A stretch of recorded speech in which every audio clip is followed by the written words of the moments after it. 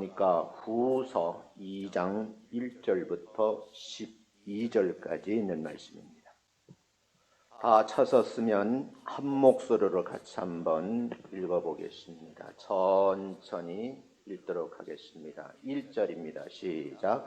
형제들아, 우리가 너희에게 구하는 것은 우리 주 예수 그리스도의 강림하심과 우리가 그 앞에 모임에 관하여 영어로나 또는 말로나 또는 우리에게서 받았다 하는 편지로나 주의 날이 이르렀다고 해서 쉽게 마음이 흔들리거나 두려워하거나 하지 말아야 한다는 것이라. 누가 이렇게 하여도 너희가 미혹되지 말라. 먼저 배교하는 일이 있고 저 불법의 사람 곧 멸망의 아들이 나타나기 전에는 그날에 이르지 아니하리니 그는 대적하는 자라. 신이라고 불리는 모든 것과 숭배함을 받는 것에 대항하여 그 위에 자기를 높이고 하나님의 성전에 앉아 자기를 하나님이라고 내세우느니라. 내가 너희와 함께 있을 때 이 일을 너희에게 말한 것을 기억하지 못하느냐. 너희는 지금 그로 하여금 그의 때에 나타나게 하려 하여 막는 것이 있는 것을 아나니 불법의 비밀이 이미 활동하였으나 지금은 그것을 막는 자가 있어 그 중에서 옮겨질 때까지 하리라.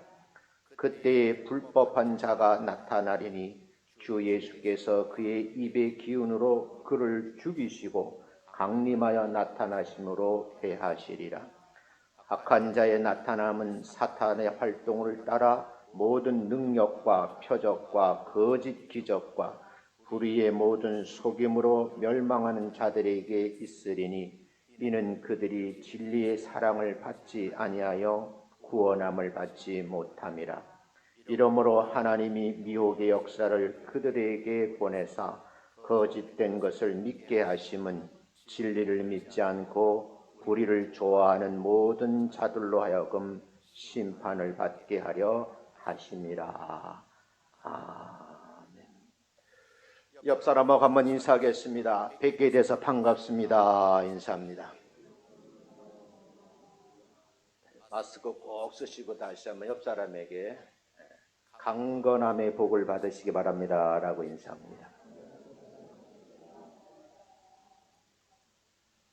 이번 주에도 여러분의 삶 속에 좋은 일들이 많이 있으시기를 주님의 이름으로 축원합니다. 요즘 어르신들에게 걱정거리가 있다고 그래요. 그 이유는 백신 주사를 맞게 되는데 언론 보도에 하면 주사를 맞고 난 이후에 사람들이 죽는다. 그래서 하루에 병원 앞에 2~3천 명씩 줄을 서 있었는데 지금은 600~700명으로 줄어들게 되었고 급기야는 사람들이 병원에 오지 않는다. 그런 기사가 있더라고요. 그 기사를 보면서 저희 어머니에게 전화를 했어요. 어머니, 독감 백신 맞으셨어요? 그러니까 맞았다 그러더라고. 안심이 되더라고요. 안 돌아가시고 살아계셨어요. 다시 말씀드리면 예나 지금이나 삶의 여정에 삶에도 문제가 있고 죽음 이후에도 문제가 있는 거예요. 오늘 종교개혁주일이거든요. 당시 교회가 부정과 부패로 얼룩졌어요. 가톨릭 교회를 어지럽게 하는 사태가 부정과 부패입니다. 이 시기에 이를 비판하고 교회의 개혁을 주장한 사람들이 있었어요. 이분들이 바로 기독교의 개혁운동을 이끌어 가신 선구자들이다. 이렇게 말씀을 드릴 수가 있는데 그 중심의 선분들 가운데 마틴 루터 신부님이 계셨어요. 늘 하던 대로 미사를 집전하기 전에 고해성사를 하는데 사람들이 찾아오지 않는 거예요. 신도들 가운데 고해성사를 하는 수가 자꾸 줄어가는 거죠. 여기에 대해서 신부님이 고민을 하게 됐어요. 그 가운데 그 이유를 알고 깜짝 놀랐습니다. 그것은 이분들이 면죄부를 샀다는 것을 알게 됐어요. 사실 마틴 루터가 사역하던 이 마을은 시골 마을이거든요. 그러니까 이 지역에서는 면죄부를 살 수가 없었어요. 그러니까 신도들이 타 지역에 가서 고해성사를 하고 면죄부를 사는 그런 사건이 벌어진 거예요.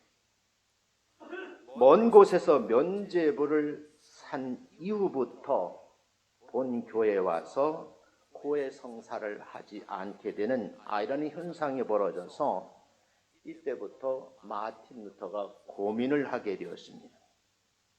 이 지역에 사는 성도님들은 면죄부를 이미 돈을 주고 값을 지불하고 가지고 있기 때문에 굳이 교회에 가서 고해성사를 할 필요를 느끼지 못했다는 거죠. 면죄부를 값을 지불하고 샀다는 의미는 지은 죄에 대한 형벌을 이미 면제받았다. 그렇게 신앙인들 가운데 생각을 하기 이르는 겁니다. 이 문제 가지고 고민하던 마틴 루터가 1517년 10월 30일에 본인이 시험하는 비텐버르 성당 정문에 95개의 조항의 항의문을 붙여놓고 지금 말하면 시위를 하게 된 겁니다. 마틴 루터는 당시 카톨릭 교회의 사제입니다. 그리고 그 지역의 비텐베르크 대학의 교수직을 하고 있었어요. 신학자로서 사제로서 면죄부 사건이 일어나고 고해성사를 하지 않는 성도들의 신앙 행위를 보면서 수긍이 되지가 않는 거예요. 면죄부 판매의 수익금의 대부분은요, 이미 밝혀진 바이지만 교황청이 거대한 로마의 베드로 성당을 건축하는데 건축비로 사용되었고, 일부는 그 지역에서 대주교가 되기 위해서 뇌물로 쓰여졌다는 것이 밝혀진 사실입니다. 마틴 루터는 이에 대한 문제를 제기하기에 이르렀습니다. 실제 신부님은 처음부터 교회를 뒤엎을 생각이 없었고요. 신학자였던 그였기 때문에 신학자로서 같은 생각을 가지고 있는 사람들과 토론이나 한번 해봤으면 좋겠다 하는 그런 의미에서 시작이 되었다고 합니다. 말씀을 드렸잖아요. 인생의 삶의 여정에 살아가는 그 과정도 문제지만 죽음 이후에도 문제인 거예요. 이 당시 사람들도 내가 지금 살아있는 동안에 신앙생활하는 것도 굉장히 중요하지만 죽음 이후에 천국에 가느냐 못 가는 문제도 심각하게 다루었던 시기인 것 같아요. 그러니까 지은 죄를 해결하지 않으면 천국 갈 수 없다고 하는 그 무언가가 중압감에 짓눌려서 결국은 그 시대의 로마 교황청에서 베드로 성당 건축비와 부정과 부패가 많은 성직 매매에 이 돈이 쓰여지게 됐다는 거예요. 여러분, 교회라는 곳이요, 물질이 없이 세워지지는 않잖아요. 필요한 것만은 사실인데 관리를 잘하는 지혜로움이 있어야 된다는 거예요. 왜 지금 우리 주변에 있는 많은 교회들이 사회 사람들에게 비판을 받느냐? 그 이유는 물질 관리를 잘 못하기 때문에. 여기에 대해서 저도 완벽하게 할 수 있는 자신은 없지만 늘 주님 앞에서 깨끗해지려고 노력을 하는 거죠. 과거의 종교개혁 운동가들이 신앙회복 운동을 하면서 정말 이 회복 운동을 통해서 어떤 일이 벌어질까 미래를 내다보면서 그들은 성경이 말하고자 하는 본래의 모습으로 돌아가기를 원했습니다.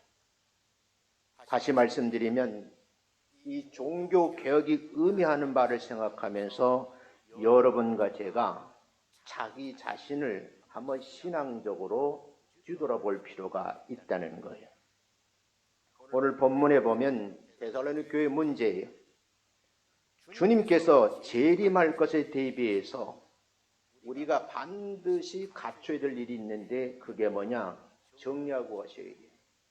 그건 바로 종말론적 신앙을 가지고 살자는 거예요. 종말론적 신앙이란 말은 누구도 피할 수 없는 삶의 끝을 의식하면서 살자는 거예요. 우리가 삶과 죽음을 하나의 눈으로 바라볼 수 있어야 되고 이해할 수 있어야 된다는 거예요. 70이 다 되신 어른이 병원 문턱에서 갈등을 하는 거예요. 내가 이 독감 백신을 맞을 것인가 말 것인가. 당국에서는 독감 백신을 맞아야 된다고 말하는데 언론에서는 오늘은 몇 명 더 죽었으면 계속 보도가 되니까 결국은 포기하고 마시는 어른의 모습이 영상에 비춰지더라고요. 그런가 하면 저 자신도 병원에 내일 백신을 맞겠다고 약속을 했는데 마음의 변화가 왔어요. 금요일로 옮기자. 5일 더 살고 싶은 거예요. 그게 아마 똑같은 마음일 것 같아요. 어쩌면 시간을 영혼의 개념으로 받아들여야 한다는 그런 말이죠. 삶과 죽음의 의미를 하나님께 원하신 시각으로 이해하려는 신앙이 바로 종말론적 신앙입니다. 결과적으로 우리가 가야만 하는 천국 길을 의식하면서 살아가자는 거예요. 무엇을 위해 우리가 살아야 하는지를 깨닫는 신앙이 오늘 이 시대에 필요하다는 겁니다. 따라서 종말론적 신앙이라는 것은 준비하는 거예요. 무엇을요? 천국을 준비하는데 그 준비하는 과정에는 기도의 삶이 필요하다는 거예요. 무엇보다도 하나님과 나 자신의 1대1의 관계가 강조되는 신앙이 뭐예요? 그게 종말론적 신앙입니다. 영성신학자들은 여기에 대해서 가로축과 세로축으로 이루어진 십자가라는 말로 표현을 했습니다. 사실은 십자가에 달리신 예수님의 모습을 보면 예수님이 달리시는 양쪽 가에는요 죄인 2명이 같이 달려있었어요. 그 위에는 높이 계신 하나님, 아래에는 수많은 사람들이 살아가는 거예요. 수많은 사람들 가운데 다시 예수님의 옆에 또 다시 십자가 달려갈 사람들이 무수히 많은 거예요. 그 십자가에 달리기 싫어서 중세 시대에 많은 사람들이 면죄부를 산 거예요. 그것을 악용한 당시의 종교 지도자들, 거대한 성당을 짓기 위해서 무리한 공사를 진행한 거예요. 우리가 한번 깊게 생각을 해보셔야 돼요. 세로축은 종말론적 신앙으로 축 위에 성부이신 하나님이 계시고 그 아래에 무수한 사람들이 있습니다. 그리고 역시 그 한가운데 가로나 세로나 그 가운데는 예수님이 계시다는 거예요. 십자가는 신앙의 시작이자 마침표입니다. 십자가가 없는 신앙은 올바르지 않다라는 표현을 쓰고 싶어요. 십자가를 자랑하지 않는 종교는 기독교가 아닙니다. 십자가는 기독교 신앙의 모든 것을 상징합니다. 예수님께서 세상에 오셔서 제일 먼저 하신 말씀, 마가복음 1장 15절에 이렇게 말씀하고 있어요. 같이 한번 읽어보겠습니다. 시작. 때가 찼고 하나님의 나라가 가까웠으니 회개하고 복음을 믿으라. 따라합니다. 때가 찼고 하나님의 나라가 가까웠으니 회개하고 복음을 믿어라. 한마디로 말하면 현재 세상 나라가 끝이 나고 천국이 열리게 될 때가 가까이 오고 있다는 거예요. 실제로 예수님께서 천국에 대해서 말씀을 하셨어요. 이 천국은 사람이 통치하는 세상이 아니고 하나님께서 통치하는 나라를 말씀하신 거예요. 예수님께서 오셔서 천국을 보여주셨어요. 그래서 주님을 따르는 사람들이 천국을 경험하게 된 거죠. 그들은 하나님께서 통치하는 삶을 경험했고 하나님의 백성으로 살게 되었습니다.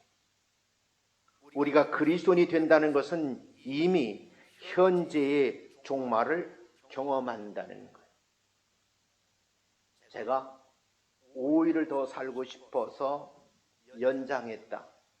그 삶도 굉장히 중요하지만 그 이후의 삶도 중요하다는 거예요. 과거에 내 자신이 내 인생의 주인이었던 삶을 청산하고 이제는 예수님이 내 인생의 주인인 그런 삶을 살아가야 된다는 거죠. 마음대로 살던 삶을 청산하셔야 돼요. 이제는 하나님의 뜻대로 삶을 살아야 된다는 거죠. 사도 바울은 이러한 그리스도의 삶을 단적으로 표현하기를 고린도후서 5장 17절에서 이런 말씀으로 표현했습니다. 같이 한번 읽어봅니다. 시작. 그런즉 누구든지 그리스도 안에 있으면 새로운 피조물이라. 이전 것은 지나갔으니 보라. 이 말씀은 이전 것은 끝이 나고 새로운 삶이 시작되었다. 그 말이에요. 이 말씀을 볼 때에 기독교 신앙은 종말론적이라는 거죠. 과거를 청산할 필요가 있어요. 새로운 시대를 살기 위해서 준비를 하셔야 된다는 거죠. 계시록 22장 10절 말씀을 보면 사도 요한을 통해서 예언을 하셨어요. 그 예언은 짤막하게 기록이 되어 있는데 같이 한번 읽어봅니다. 시작. 내가 진실로 속히 오리라. 예수님께 속히 오리라고 말씀하시는데 개인에게 다가오면 그 개인적 종말이에요. 주님께서 재림하셔서 이 세상 나라를 끝내시고 온전하게 하나님의 나라를 열어가시겠다 하는 말씀. 예수님께서 처음 오셨다. 이걸 초림이라 그러거든요. 오셔서 하신 말씀이 천국에 대해서 말씀을 하셨어요. 다시 재림하시게 되면 천국을 온전하게 이루시겠다는 말씀이십니다. 그래서 우리 믿는 성도들은 이 말씀을 액면 그대로 믿고 주님의 다시 오실 날, 다시 말하면 재림의 날을 기다리며 사는 오늘의 신앙인들이 되시기를 주님의 이름으로 축원합니다. 계시록 22장 20절에 보면 마라나타 신앙이 소개되어 있어요. 짤막한 말씀인데 간결히 규결이 되어 있어요. 한번 읽어보겠습니다. 시작. 아멘. 예수님이요 오시옵소서. 이게 종말론적 신앙입니다. 우리는 주님께서 재림하실 날을 기다리면서 준비하면서 오늘을 복되게 살아가야 될 줄로 믿습니다. 이렇게 볼 때 기독교 신앙은 철저하게 종말론적이라는 거예요. 지금 살아가고 있는 이 세상이 끝이 아니고 새로 도래할 세상이 있다. 그것을 믿는 사람들이 뭐예요? 기독교인들이. 그 삶을 지탱하려고 몸부림치는 것이 예수쟁이라는 거죠. 그런데 여러분, 데살로니가 교회에 문제가 발생했어요. 그 말씀을 중심으로 해서 여러분들에게 좀 소개를 하면서 여러분의 신앙을 한번 다시 점검했으면 좋겠다는 생각이 들어요. 어떤 문제 있는가? 첫 번째, 데살로니가 교회에 배교자들이 있었다는 거예요. 데살로니가 교회는 당시 여러 교회의 본이 되었어요. 그런데 교회 안에 문제가 있는 거예요. 문제는 주님의 재림과 관련된 사건이었습니다. 일부 성도들 가운데 예수님의 재림이 영어로 하면 just예요. 지금 당장 곧 그런 뜻이죠. 재림이 곧 임할 것이다. 그래서 흥분이 된 거예요. 들뜬 마음으로 억제할 수가 없는 거예요. 그래서 일손을 놓고 주님의 재림을 그냥 무작정 기다리는 거예요. 이걸 무의도식이라 해요. 그런데 여러분, 이 소식을 알게 된 사도 바울이 편지를 쓴 거예요. 그래서는 안 된다. 그 첫 번째 편지가 데살로니가 전서예요. 일부 교인들 가운데 잘못된 재림 신앙에 대해 지적하고 종말론적 신앙을 제대로 가져야 된다는 가르침을 주기 위함입니다. 그들은 하나님의 계시를 받았다면서 주님이 곧 재림할 것이라고 주장을 합니다. 이런 잘못된 주장하는 사람들로 많은 성도들이 혼란에 빠지게 되었어요. 그런데 일부 성도들은 이 사람들의 주장에 따르면서 또 다른 무리가 형성되는 겁니다.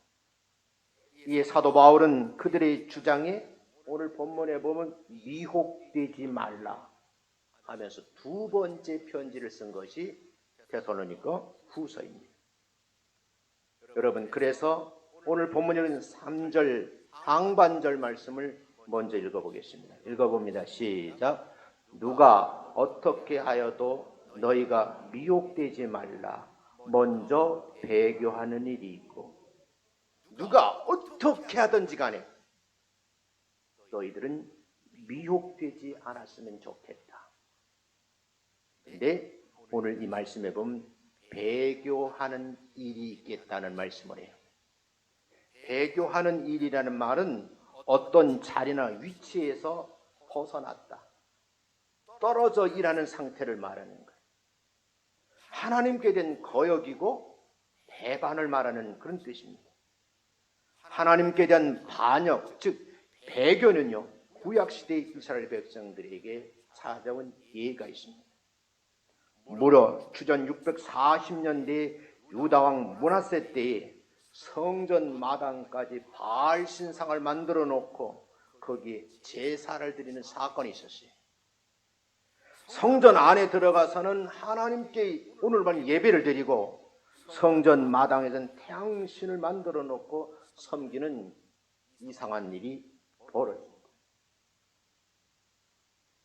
제가 12월 30일쯤 되면 정말 간절한 마음으로 기도하거든요. 성도들에게 간절한 마음으로 중보기 드려요. 하나님, 신앙적인 죄를 짓지 않게 하옵소서. 송구 영신 예배 다 드리고 성령 충만한 상태인 것 같으나 바로 교회에 있는 절간에 가서 두 손을 모고 비나이다 하는 거. 어처구니 없는 일이 많이 벌어지는데 그 암자에 있는 땡땡이 중에 하는 말이 그날이 대목이라는 거예요. 이걸 어떻게 받아들여야 되느냐? 제가 그분을 알아요. 그분이 하는 말. 1월 1일 날 암자에 와서 드리는 그분들이 쓰는 또 용어가 있더라고요. 그것이 한해 농사라고 그러더라고요.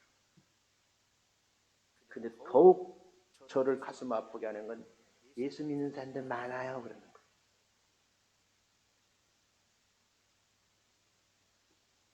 성전 안에 들어가서는 하나님께 예배, 성전 밖 마당에서는 태양신을 섬기는 겁니다. 하나님은 이렇게 이스라엘이 하나님과 우상을 겸하여 섬기는 혼합신앙을 빠졌을 때 전체를 멸망시키는 겁니다. 그런데 우리 기독교에도 옛날 이스라엘 백성들이 저지른 하나님께 대한 반역과 배교하는 일이 종종 벌어집니다.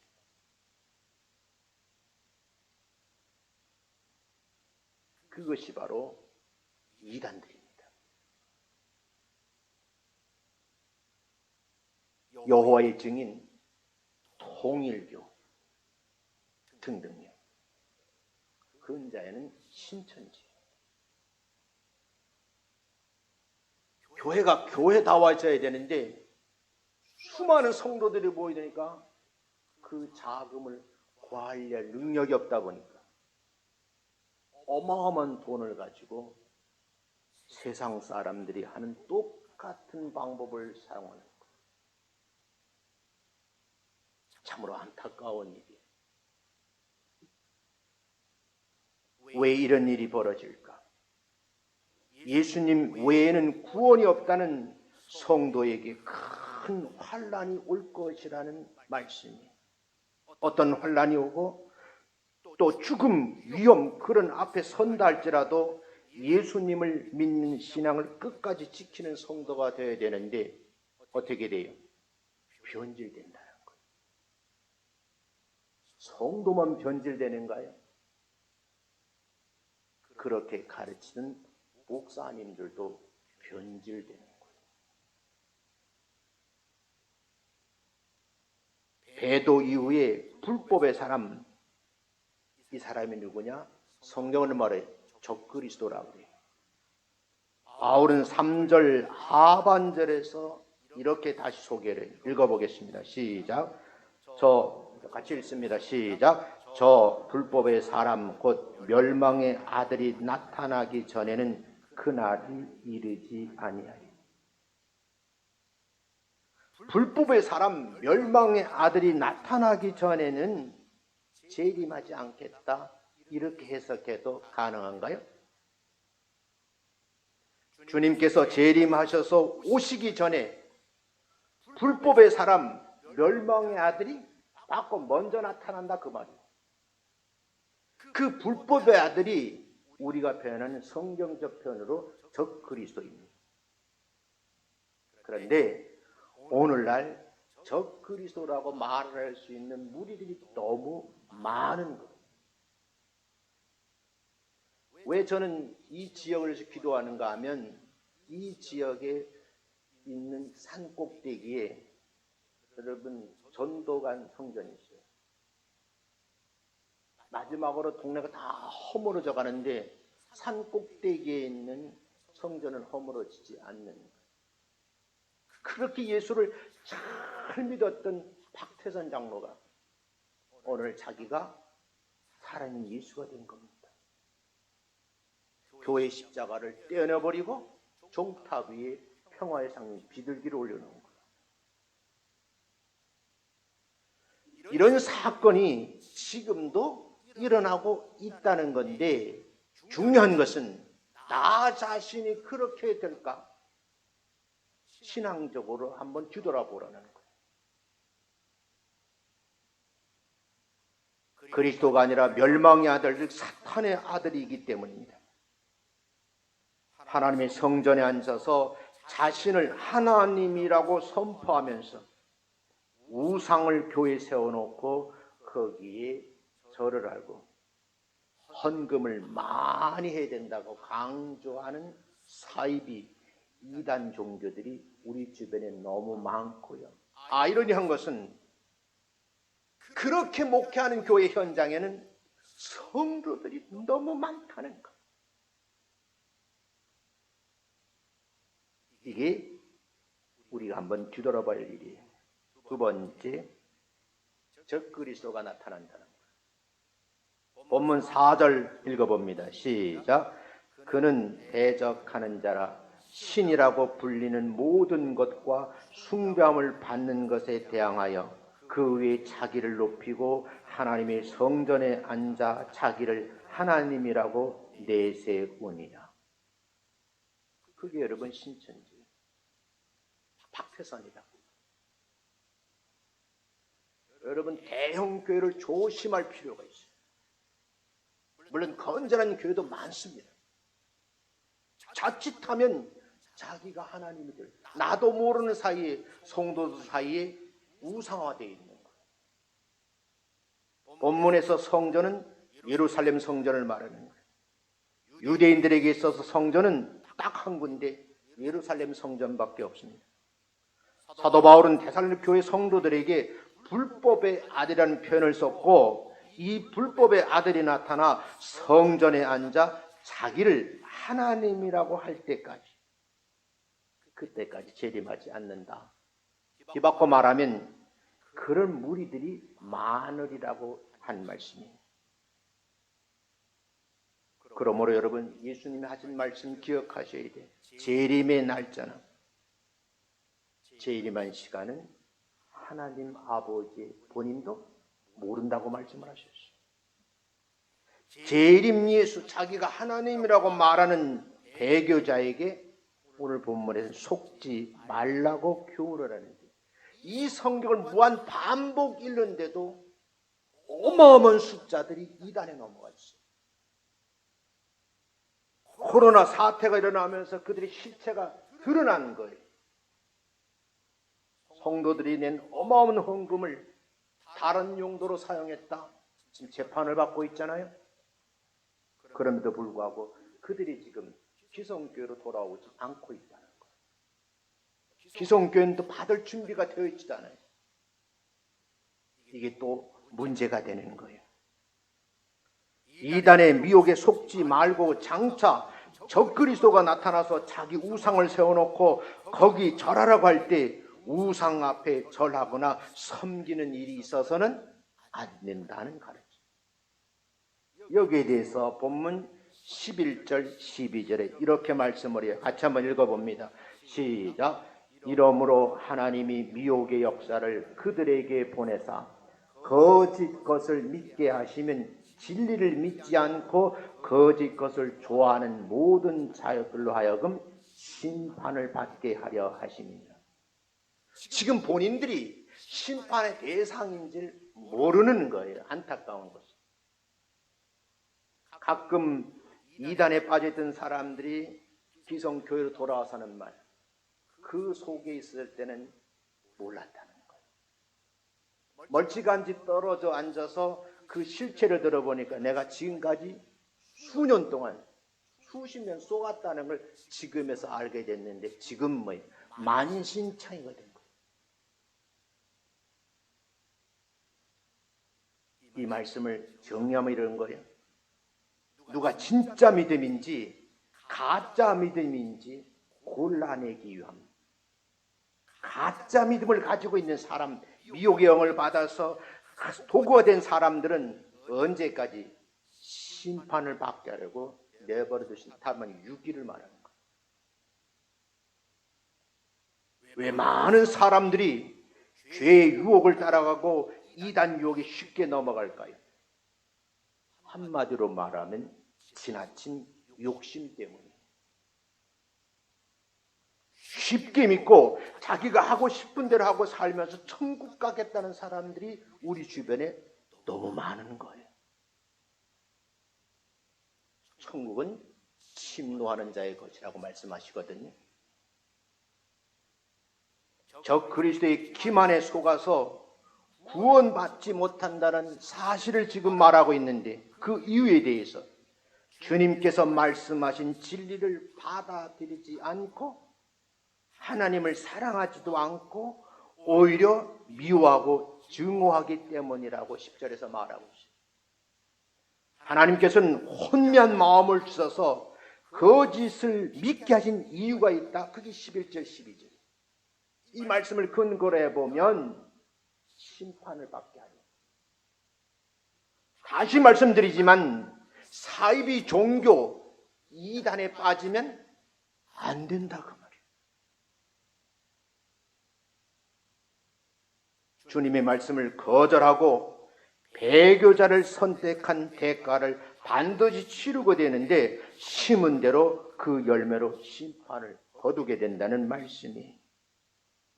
그래서 오늘 본문 10절에서는 이렇게 말씀을 하고 있어요. 진리의 사랑을 받지 아니하여 구원을 받지 못한다는 거예요. 사람들은 하나님께서 자비를 베푸셔서 그들에게 보내시는 경고를 거절하고 무시하는 경향이 많아요. 어쩌면 최종들이 이런 설교를 하면 너희 교회만 진짜냐? 비아냥거리는 분도 있어요. 왜? 마틴 루터가 종교 개혁을 할 수밖에 없었을까?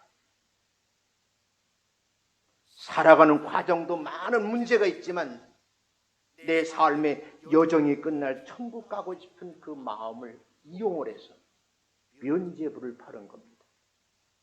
성도들이 그 많은 헌금을 내는데 그 헌금을 착복하기도 하지만 문제는 그걸 가지고 대주교가 되기 위해서 로비 자금으로 썼다는 것. 저는 교회 앞에서 선언을 했어요. 교단 정치 안 하겠다. 노회장을 끝으로 공식 석상에 나서지 않겠다. 조금 해보니까 도움이 안 되더라고요. 나는 정치하고 거리가 먼 사람. 순수하게 살아야겠다는 다짐이 다시 오는 거예요. 사람들은 이 경고를 거절하고도 무사하겠다고 안심하는 분이 있는가요? 하나님께서는 이런 경고들의 계속해 등을 돌리는 배교자들에게서 그 마음속에 성령을 거두어 들이시고 그들이 기만에 빠지게 만들게 놔버려 둔다는 거예요. 결과적으로 적그리스도의 종말은 뭐예요? 패망. 마지막 때 정신을 바짝 차리고 주님만 바라보고 따라가는 여러분 불변의 신앙자들이 되시기를 주의 이름으로 축원합니다. 그 마지막 때에 우리가 세워할 믿음이 어떤 믿음이 있는가? 이 당시에 사도 바울이 이 교회를 안타까워서 편지를 2번씩 썼던 그 시대의 사람들을 분류를 해보면 4가지로 분류할 수 있어요. 첫 번째는 일반 대중적 신앙의 형태로 있어요. 이 신앙의 형태는 세상의 물질적인 복만 바라는 사람들이에요. 내가 교회 갔더니 복을 받았다. 지금 잘 살고 있다. 그 말입니다. 그래서 신앙과 그 믿음의 목적이 딱 한 가지. 물질의 복을 받기 위해서. 오직 복 받기 위해서 신앙생활하는 무리들이 있었습니다. 두 번째 신앙의 그룹 형태는 지식적 신앙입니다. 이 신앙의 사람들은 세상과 함께 지식으로 그리스도를 따르는 거예요. 그래서 그들에게 있어서 신앙은 세상의 삶을 살아가는 데 있어서 오늘 마음의 불안, 근심, 두려움을 없애기 위한 것이죠. 이 지식적 신앙의 핵심은 많이 아는 것. 많이 알면 그것 가지고 뭐 하려고. 그래서 신앙생활을 해도 단순히 배우고 알아서 생활의 안정, 행복, 기쁨만을 위하는 것. 자기 도취에 빠지는 것. 내가 많이 배웠다. 이런 분들이 교회 안에 많아요. 제가 어느 교회 초청을 받아서 어느 날 설교 한번 한 내용인데 갔어요. 설교하기 전 예배 시작 전이니까 저를 목사님 방에 안내하더라고요. 안내를 받고 차를 한 잔 마시면서 오늘 교회 주보입니다. 갖다 주더라고요. 그 주보를 보는 순간에 첫 페이지 담임 목사 소개랍니다. 거기에 보니까 그분이 얼마나 공부를 많이 하셨는지 일단 신학 박사, 목회학 박사, 교육학 박사, 하나는 상담학 박사를 가지고 있더라고요. 박사하기가 4개야. 그래서 제가 가만히 생각하고 나는 하나 갖기도 참 힘들었는데 이렇게 많이 가지셨지? 그 다음에 조선일보에 보도가 됐어요. 그 보도의 핵심은 뭐냐면 신문지상에 이걸 공개할 수 없다는 거야. 왜요? 가짜 박사를 가장 많이 뒤집어 쓰고 있는 사람들을 부류가 어디에? 목사님들이라는 거야.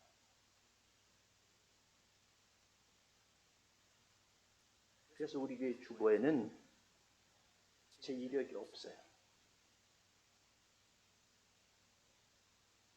내가 박사학위를 아무리 자랑해본들 그게 무슨 의미가 있어요.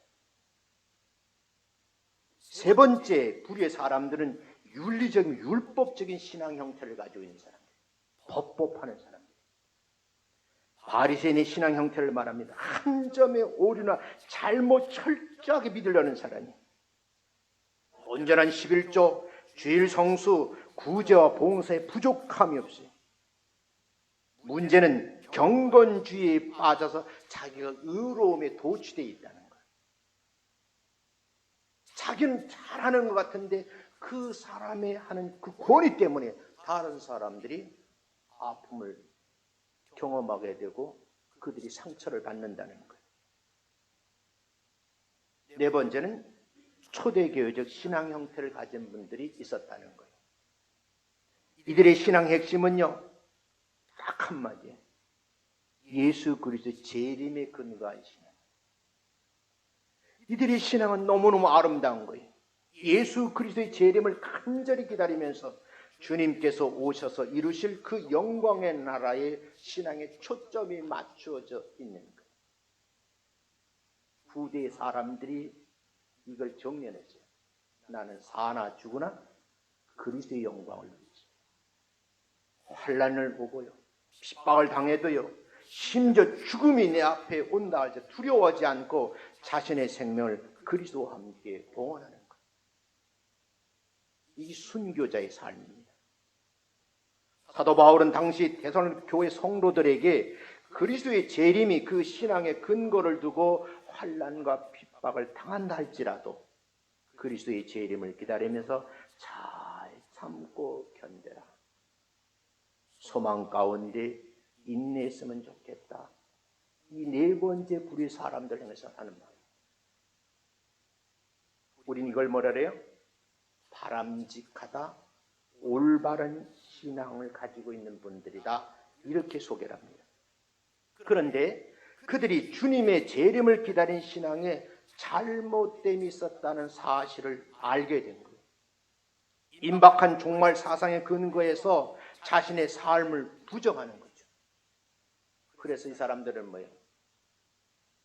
오늘 이 말쯤은 일할 필요가 없다. 먹고 마시자는 거예요.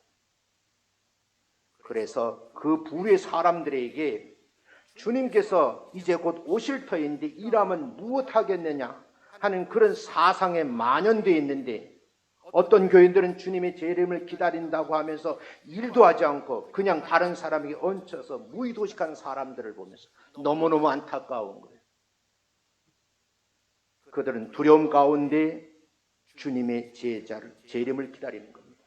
이에 대해서 본문에서는 바울이 권면하는 말씀을 잘 들으셔야죠. 주님의 날과 관련해서 1절, 2절에 보면 데살로니가 교회 성도들아, 마음이 흔들려서는 안 된다. 그리고 두려워하지 말라는 거예요. 두 번째는요, 누가 뭐라고 해도 그 누구에게도 미혹당하지 말라 그래요. 그리고 세 번째는요, 주님이 오시기 전에 징조가 있을 것이다. 이런 사람들의 말에 현혹되지 말라는 거예요. 그 징조가 무엇이냐? 3절에 이렇게 소개를 해요. 한번 3절 말씀 읽어보겠습니다. 시작. 누가 어떻게 하여도 너희가 미혹되지 말라. 먼저 배교하는 일이 있고 저 불법의 사람 곧 멸망의 아들이 나타나기 전에는 그 날이 이르지 아니하리니. 그럼 여러분, 불법의 사람, 그 멸망의 아들이 누군가요?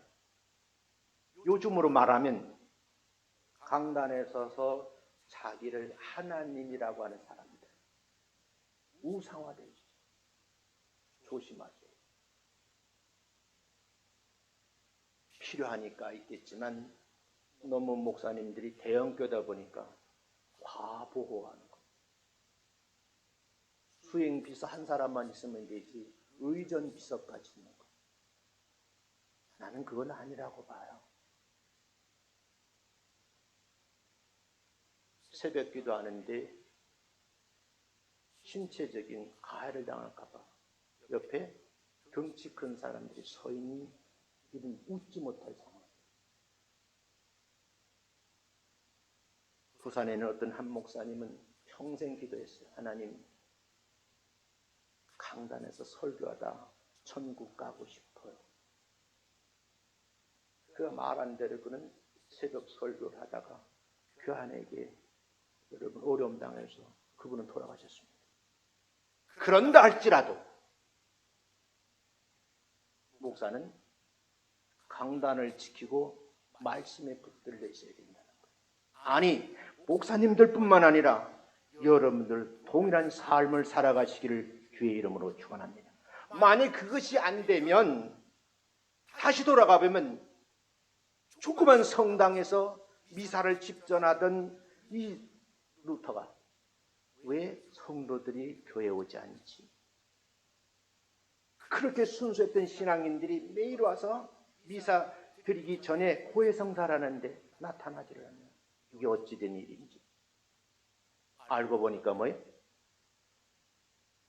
도시에 나가서 면죄부를 산 거예요. 그것으로 만족한 겁니다. 나는 이 면죄부를 샀기 때문에 나는 무리 없이 천국 갈 것이다. 지금 이 시대의 우리의 표현으로 보면 잘못된 것이 분명하잖아요. 지금 이 순간에도 자기가 잘못하고 있다는 것을 자기 의식하지 못하는 분들이 의외로 많아요. 그래서 조심하셔야 되는 거예요. 이렇게 결론을 맺고 싶어요. 하나님의 뜻에 맞추어서 정말 신앙을 지키고자 했던 사람들은 바로 종말론적 신앙을 가지고 있던 사람들이라는 거죠. 그렇다고 하면 우리들도 종말론적 신앙으로 굳게 세워서 끝까지 승리하시기를 주의 이름으로 축원합니다. 어떤 이적이 일어났대. 쫓아가는 거예요. 그래서 제가 철산동에 한번 가봤어요. 나는 그런 능력이 없습니다. 가봤더니 지하에 구급기도원이라고 되어 있더라고요. 뚱뚱한 여목사님이 기도하러 오셨냐, 기도하러 왔다 그러니까 어쩌고저쩌고 막 하더니 밀가루 반죽을 딱 띄워주면서 이거 가져가라.